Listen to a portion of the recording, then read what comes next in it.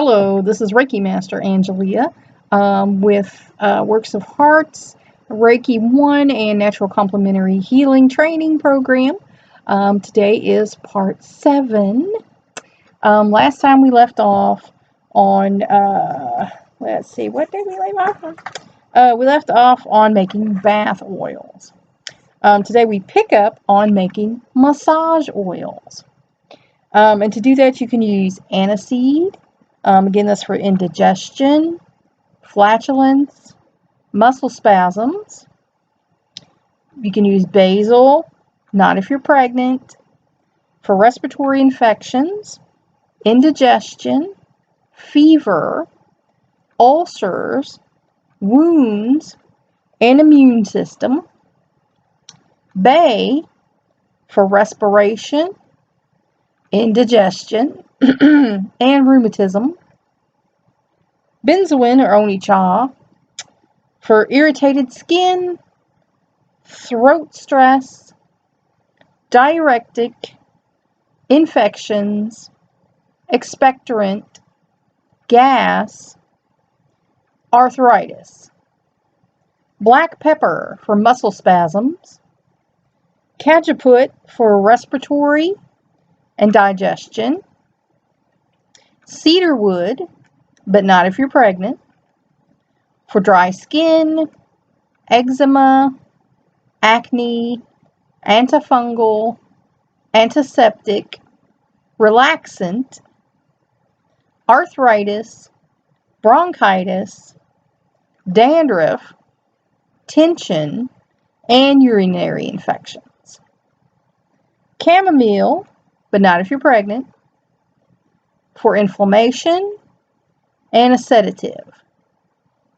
Cinnamon, but not if you're pregnant, for nausea, digestive problems, diarrhea, anti-germ, arthritis, colds, fevers, and flu. Clary sage, but not if you're pregnant, for stress, hormones, muscle aches, sleep, mental clarity, tension.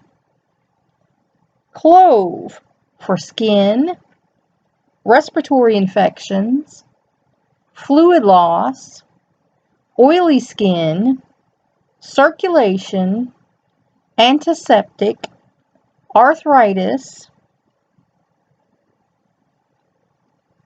bronchitis, hemorrhoids, menopause, PMS, muscle spasms, and nosebleeds.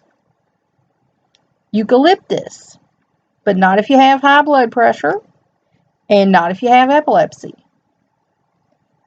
Decongestant, antiseptic, insect repellent, burns, blisters, cuts, herpes, the kind on your lip, wounds, sores, sore muscles, arthritis, and rheumatism. Fennel for constipation, PMS, diuretic, lactation, and digestion. Lemon for respiration, circulation, toning, stimulant, deodorizer, fatigue, cellulite, and wrinkles. Lemongrass, but not if you're pregnant. Muscle aches, infections, stress, athlete's foot, fever, depression, and exhaustion. Mandarin, that's good for pregnant people. Remember, orange is not, but mandarin is. Digestive problems, insomnia, stress, cramps, spasms, constipation, hiccups, and scars. Marjoram, but not if you're pregnant and not if you have low blood pressure. Stress, insomnia, muscle spasms, aches, anti-inflammatory, digestion, and congestion. Neroli, use it for stress, digestion, dry skin, wrinkles, stretch marks, spider veins, anxiety, depression, nerves, diarrhea, cramps, spasms, and gas. I gotta itch my ear. I know that's like not cool, but it itched, sorry. Orange, but not if you're pregnant. Remember I said orange, not if you're pregnant. Mandarin, if you are pregnant, it's good for you. Because there are 2 different types of oranges and have different types of oils in them, you know. So, just remember that. You can use it for respiratory, oily skin, moisturizer, stimulant, relaxant. Now, I know that sounds counterintuitive, but orange can actually have a calming smell. But it also can invigorate people. Everyone's different. It just depends on you. You'll have to try it out and see what happens. Colds, flu, antiseptic, and mouth ulcers. And yes, it's going to burn. Patchouli, if you want. You can use it for aphrodisiac, damaged skin, eczema, acne, scalp and fungal infections, anxiety, depression, grounding, and spirituality. Pine. You can use it for damaged skin, muscle aches, anxiety, arthritis, antiseptic, diuretic, coughs, and asthma. Bronchitis. Oh, we're continuing here. That is continuing. Yes, it is. Okay. Making sure. You got to make sure. Bronchitis, fatigue, gas, nerves, and sleeplessness. Rose Otto, you can use it for dry skin. Sage, but not if you're pregnant. You can use it for fever, appetite stimulant, and joint pain. Vertivert, you can use that for stress. Ylang ylang, you can use that for stress, depression, and hair growth. Lime, you can use that as an antibacterial, an antifungal, an antiseptic, a stimulant, colds, flu, cellulite, poor circulation, oily skin, arthritis, and varicose veins. Calamus, but not if you're pregnant. You can use that as an aphrodisiac, cough, gas, stimulant, appetite stimulant, ulcers, sinusitis, cramps, and toothache. Coriander or cilantro, and because they have similar properties, that's, like the cilantro, coriander seed, similar properties, that's why I kind of put that in there. Someone was confused on that. Muscle and joint pain, yeah. Diarrhea, gas, sleep, stomach, anti-inflammatory, blood sugar, and that's what I use it for, and anxiety, so that's an extra boost. Dill, but not if you're pregnant. Anxiety, indigestion, sweating, wounds, constipation, gas, headaches, hiccups, and tension.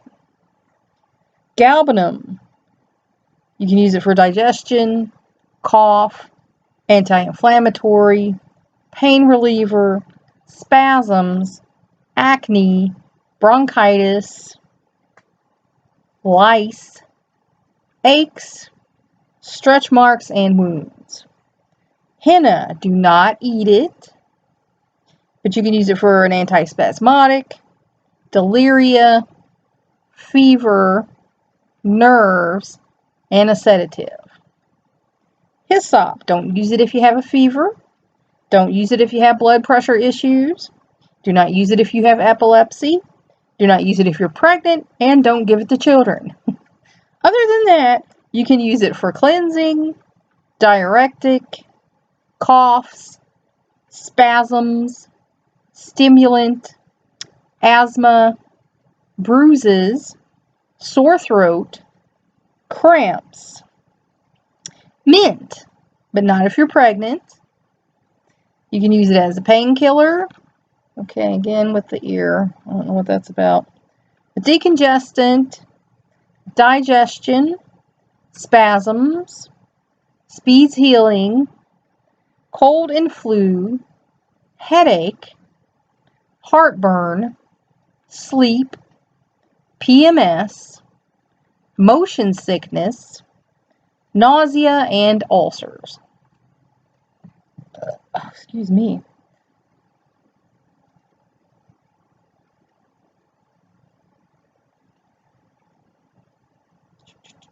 Losing myself here.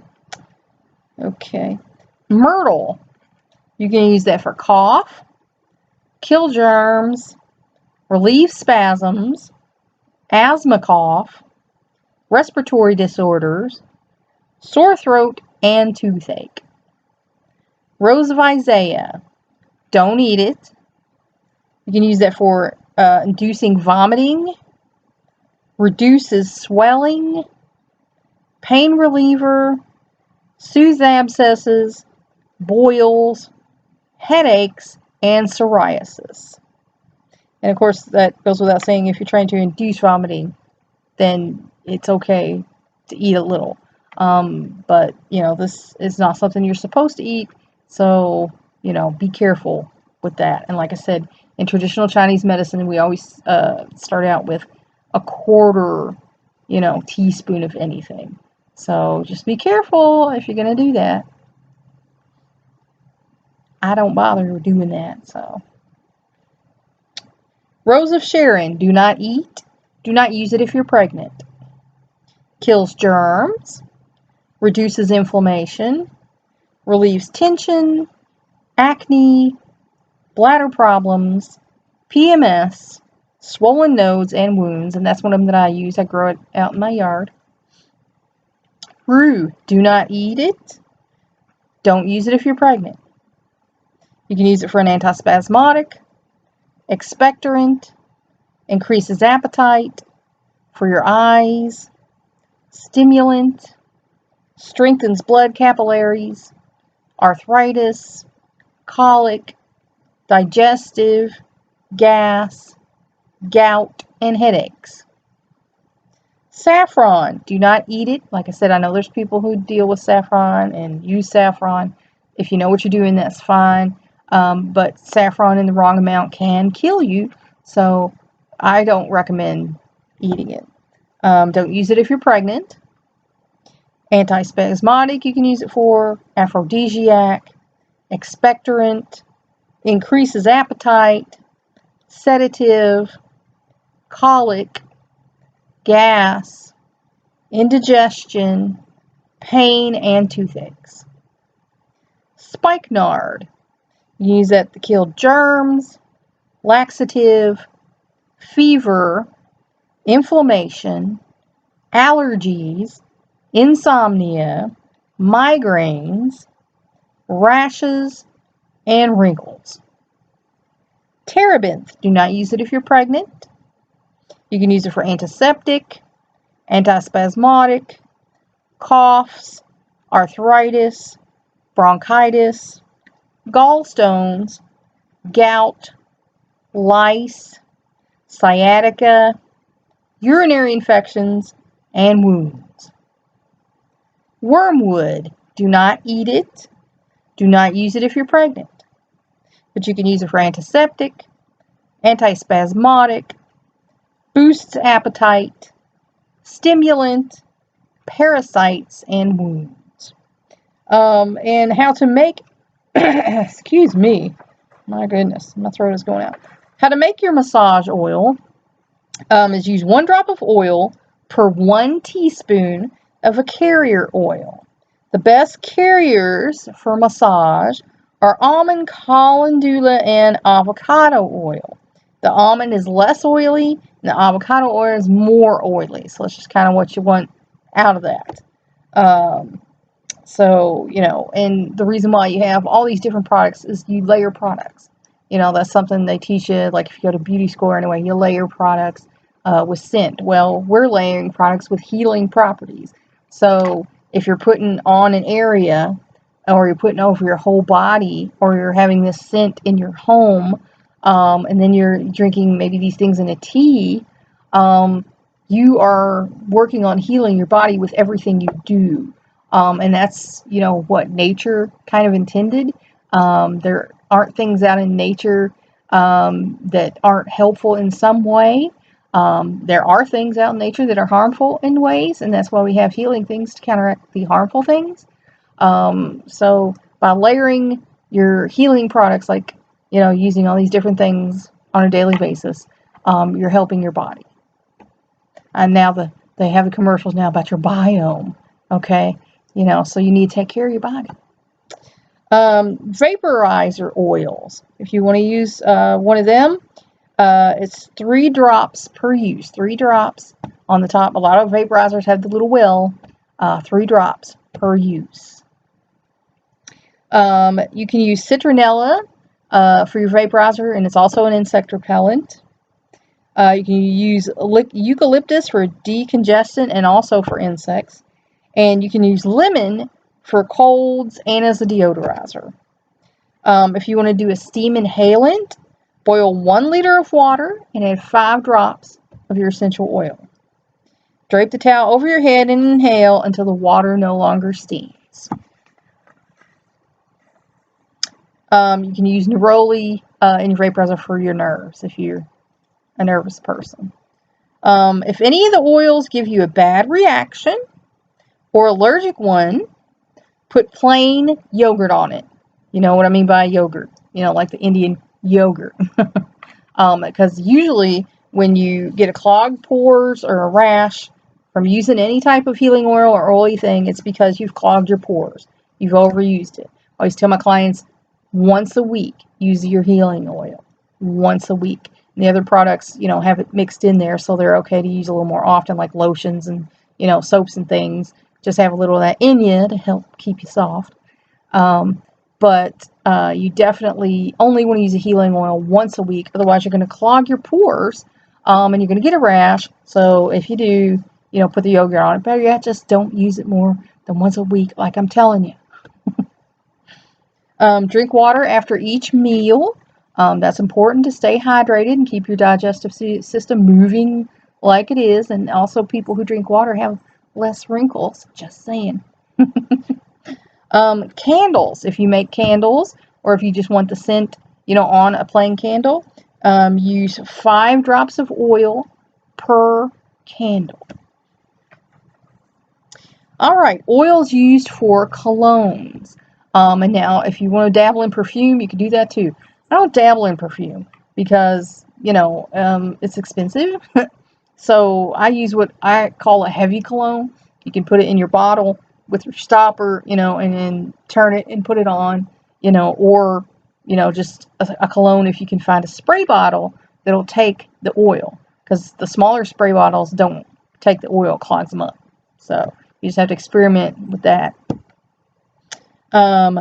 Basil, bay, benzoin or onycha, bergamot, and I have some of that in there, cajeput, cedarwood, chamomile, clary sage, eucalyptus, fennel, frankincense, geranium, ginger, grapefruit, jasmine, juniper berry, lavender, lemon, mandarin, marjoram, myrrh, neroli, peppermint, petite grain, pine, rose, rosado, rosemary. I'm wearing rose now. Oh, sandalwood, sage, tea tree, thyme, vetiver, ylang ylang, lime, calamus, coriander, galbanum, rose of Isaiah, rose of Sharon. Okay, now, how to make your perfume or heavy cologne. Use 20 milliliters of alcohol. Now, some makers use isopropyl alcohol, rubbing alcohol. Some use rum or a gin, something that doesn't have an alcohol-y smell so bad. It's up to you. But anyway, you want to use 20 milliliters of alcohol, 75 drops of the oil in this, and 5 milliliters of water. So that's how you're going to use to make your heavy cologne or perfume. And most people have like 3 or 4 scents in there, so you can play and experiment and find a scent that you like. That I like that. That's me. So it's up to you. And then some of these are kind of strong. Like I said, some people love the smell of patchouli. I don't. I think it stinks. So I like more flowery and fruity smells. That's what I use. Bath salts. Please do not ever snort bath salts. You've seen what goes on. Please don't ever do that. That's insane. It's not worth it. Get 1 cup of Epsom salts, 7 drops of your essential oil, and 2 drops of glycerin. And if you can't get the glycerin, you don't have to use the glycerin. It just helps it hold, its shape better and keep together and keeps it fresher. But, if you're going to just make a little bit, and use it right then, okay. Spritzers, and this is good for when, some people are, in menopause or it's really hot. Those are a good thing. For your face, 15 drops of oil to 50 milliliters of water in a spray bottle. So that's a big spray bottle. If you want to make a smaller one, you decrease that amount to about like 2 drops of essential oil. Air freshener, which I actually make my own. 50 drops of essential oil to a 500 milliliter spray bottle. Again, that's a bigger bottle. You'll want to do the math. If you're using a 2-ounce bottle, then you want to do the math and drop that down to only a few drops, because you don't want oil coming out everywhere and staining everything that you use or getting your spray bottle clogged up. Insect repellent. 40 drops of essential oil to 100 milliliters of water in a spray bottle. So anyway, 100 milliliters in a spray bottle. It's a big spray bottle again. So you have to do the math and decrease it to whatever size bottle you're going to use. But we did talk about which of these herbs were insect repellent. So you can make your own insect repellent and put around the outside of your house, around your doors and windows. And that will hopefully keep the bugs out. We don't have any roaches or anything like that. So, every now and then we get ants, but it does discourage them. So laundry rinse, 3 drops of essential oil to the final rinse, and it's important that you get in there and do that on the final rinse because, as you know, oil can stain your clothes, so you don't want to put that much in there and leave it sit in there. You just want to do it on the final rinse so it can get out of there pretty quick. Tissues for your shoes, because a lot of there's people, I have 3 sons, so sometimes shoes do not smell so good. You put 4 drops of oil on a tissue and leave the tissue shoved down in the toe of the shoe overnight. In your cabinets, because, we want to keep our insects out of our cabinets, 2 drops of oil on a cotton ball thrown into the back of the cabinet. And use the bug repellent kind, so that'll help.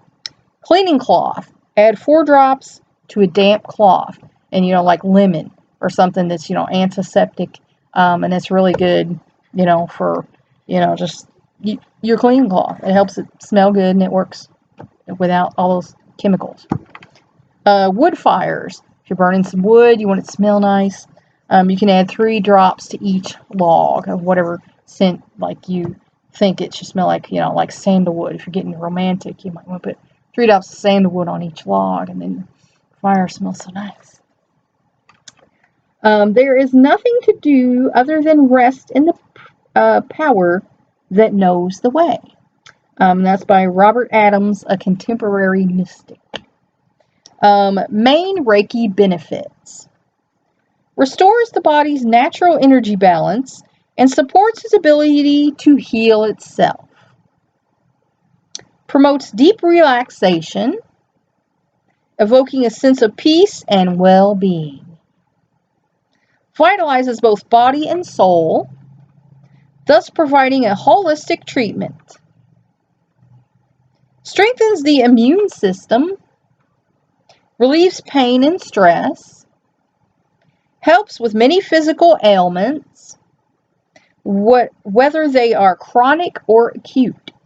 And that's why I sought it out to begin with, because I have osteosclerosis and some other chronic conditions, osteoarthritis, and I'm in a lot of pain a lot of the time. And I am on the CBD oil now because they switched over because of the opioid epidemic. Thanks, drug addicts. I know it's an addiction. I'm sorry, it's a disease. Not making light of it, but that's why they took me off my meds because of the opioid epidemic. So I think that's sad that people who need this help can't get it anymore. And then I have a pain cream that I use during the day. So Reiki helps me to work on myself and to heal myself and to be in less pain, because it's pretty horrible, when you're in pain all the time and you just can't get any relief. Helps with many physical ailments, reestablishes spiritual equilibrium and mental well-being. Because when you ask to be an instrument of healing using Reiki, and like I said, I'm a Christian, I ask for the Holy Spirit. Some people ask for the universal energy, but whatever you're doing, you're getting in touch with your higher power. You're being a conduit for that to come through. So that's only going to help you spiritually and mentally, because you're letting this power come through you. Loosens blocked energy and cleanses the body of toxins. Complements and can be given in conjunction with other means of healing, including traditional Western medicine, massage, and psychotherapy. So a lot of people try to make this an all or nothing, thing, one or the other. You either subscribe to natural healing or you go to a doctor. You don't have to do that. You can do both, because a doctor's looking at things differently than a natural healer is. And if you're going to a doctor and you go to a natural healer, they're going to prescribe natural things for you. And we talk about balance. If you're putting these chemicals in your body, you might need some natural things to counteract that and balance that out to keep you the most healthy that you can be. It's non-intrusive, since Reiki energy will pass through all clothing, bandages, plasters, casts, and so on. Whereas, if you're doing something intrusive, it will be a little more uncomfortable. But Reiki goes, right through to the energy source, to your nerves, and it works without, us being all up in you. It's adaptable according to the needs of the recipient. So like when I went and was having some Reiki, I can't really lay on my back or my stomach very well. I can lay on my back for a little while. I can't lay on my stomach at all because it messes up my back. I have a bad back. I have 4 messed up discs, and some problems in the spine. So I can't lay like that. So when I got mine, I had to lay on my side to one way and then the other way, and they worked on me like that. And of course, when I'm doing it for myself, I can sit in the chair, and do it like that. So, however your patient needs to be taken care of, you can do that. That was our bell. So that's all for today. We're finally out of the essential oil part, so you're probably happy about that. That is a long part. And a lot of Reiki 1 teachers don't teach that for that simple reason. But I'm teaching natural and complementary healing along with Reiki 1. So that is an important thing. You need to know, how herbs and oils work and what they're good for. So you can use them in conjunction with your traditional Western medicine, with your Eastern medicine, to help you be the healthiest you can be. And that's the goal here. That's why, people bother with Reiki, reflexology, natural and complementary healing, Ayurveda, traditional Chinese medicine, so you can be the healthiest you that you can be, because you're an individual, you're unique, your whole physicality is unique to you. So sometimes those cure-all one little pills don't work. I know they certainly don't work for me. I have a very high sensitivity to chemical medications. So whatever you're gonna do with this, it's only gonna help you. So that's all for today. And in the description, I will put the link where you can donate if you found this educational, informational, or just entertaining. So I will see you next time.